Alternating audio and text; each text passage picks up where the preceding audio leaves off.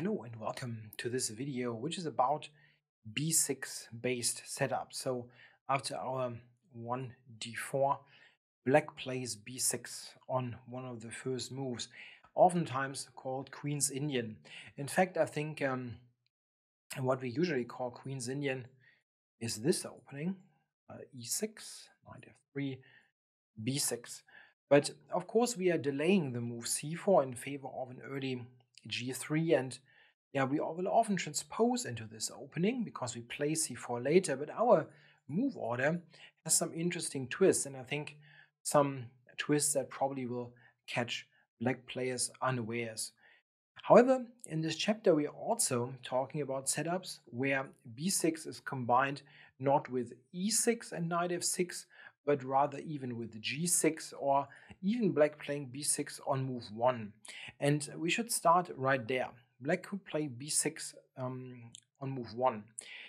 Here, there is nothing particularly bad about playing knight f3 and g3 as we usually do, but I think that we should take this opportunity to play e4 here. This is good for white. I mean, you get a big center, and with b6, black is not really well equipped to put up any decent counterplay against it. So I think this is good for white, and it should be played. I have to admit that this is a relatively easy part of this d4 repertoire because I have looked at the same thing from the Keep It Simple e4 repertoire, and there is absolutely no reason to change anything from there. So I'm basically recommending the same thing that I already have from the e4 b6 move order. So if you have looked at Keep It Simple e4 before, this is just going to be a repetition for you. Okay, now black is going to play bishop to b7. He can also play e6, and then it could transpose, like if he goes e6, and we and get something like that, we have a transposition to what we look at in a minute. Or, by the way, black could also go e6, knight f3, b6, after which e4 also will transpose. Now, b6, we're going to go e4, bishop b7. Now, important point already here. I think we should absolutely play the move bishop d3. I think this is better. Better is a strong word, but I really do think it is a bit more precise than playing the knight to c3 or knight to d2 even. The reason is that in some setups, we want to be flexible with the c-pawn, and the bishop is good on d3 in any case, so let's play this first. Now here, black usually plays the move e6 or the move knight f6. I think make the more sense. But we have to look at a move that actually does not work, but could be played against you if somebody is really in a gambling mood or in a blitz game. That is the move f5. Yeah, black is trying to use the long diagonal here and attacks the pawn on e4. The thing is, this is absolutely not working, but you have to know why exactly, and this is not so yeah, it's not so obvious. Okay, so what are we going to do? We take this pawn and allow him to take on g2 because we get this big check on h5. This black can only answer with g6, of course, after which we take. Now, the important point is we are already threatening, of course, a mate in one, yeah, with taking or g7, and black's choice is very, very limited. There's a famous way to get checkmated here for black. This is knight f6, after which we check and give mate on g6. Very cute. Now, black actually only has one move to not immediately lose drastically. This is bishop to g7. I mean, he will lose, but not like in two moves. Bishop g7. Now, this is an important point. We take king to f8, only move. And now here, this is the important point that I wanted to mention. Here, white is winning with more than one continuation, but you absolutely have to play one of those. If you don't, you are in trouble. For example, it is not a good idea to now take on g8. I think the simplest way to win is the move knight to f3. Let's look at this. Yeah, this is all extremely concrete, move by move based play.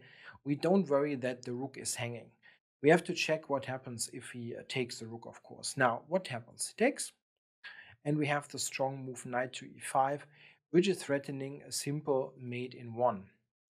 And here, black actually has no defense anymore. He has to cover that square. Queen to e8. We take. The rook has to take. Queen to f5. Bishop f6, the only move. And another check. And this is already cashing in and winning at least the queen for the moment. This is very important. Black cannot take the rook because of knight to e5. Now, the move that actually looks more worrisome after knight f3 is, however, a different one, is this one. Black develops with the tempo, and this is probably the move that, if you try to work this out over the board, that would irritate you a lot. If you think about knight f3, you might see that taking knight e5 is great, but what about this? Okay, we go here. And this is the big point. Now, the point is that black now has no really good reply here. If he takes the rook, we have the strong move bishop to h6. And the point now is, after rook takes, I mean, it doesn't really have much else. Rook takes, we have knight g5. And this is completely killing. We are threatening to take here. And of course, first and foremost, mate in one. And there's no way for black out of this. After queen g6, of course, we attack the bishop, so it's all relatively forced. Black cannot just play any move. We have to check the other capture. Takes here. And here we have rook g1, threatening queen g7. The rook has to take. And now queen g3. And this is the sequence that is so difficult to find over the board. Now, if you really want to develop this over the board, you have to see many things. That queen g6 is coming, rook g1, and now queen g3. And this is a double attack, attacking the rook with disastrous consequences. And if the rook is taken, then g7 is falling immediately. And of course, we attack the bishop. Now, bishop e4 is relatively best. We take it and give the check. And now we see the big point. This is attacked. And what is black now supposed to play? He has to go here. And then we win the exchange on a8. This is really a long line.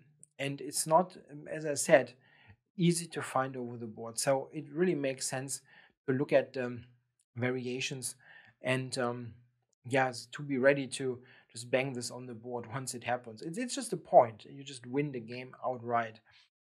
Okay, that was f5. A bad move, but it's worth having seen the lines. Normally, black is not so crazy to play f5. I mean, they basically risk to lose immediately. They usually play knight f6 or e6, and they are often actually transpositional. If we start with knight f6, I recommend to play queen e2. Don't yet commit to a knight placement. It's often useful to use the c-pawn.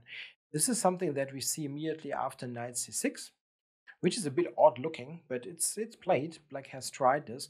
We have the convenient move c3. Now e5, knight to f3, and black is, of course, threatened here on d5, and he probably will play d6. And now after castles, I think white has a comfortable position. Quite often, white will continue with d5 and c4, and that looks a little bit like an old Indian, like an e5-based setup with the bishop is weirdly placed on b7. The other way for white to play is to keep the tension, play a move like rook e1 or rook d1, and then get this knight tour going, which looks a little bit like a Ruy Lopez. In any case, white has a central advantage, and it's a very sound classical way to play. If black goes with e6, I also recommend to develop the knight to f3.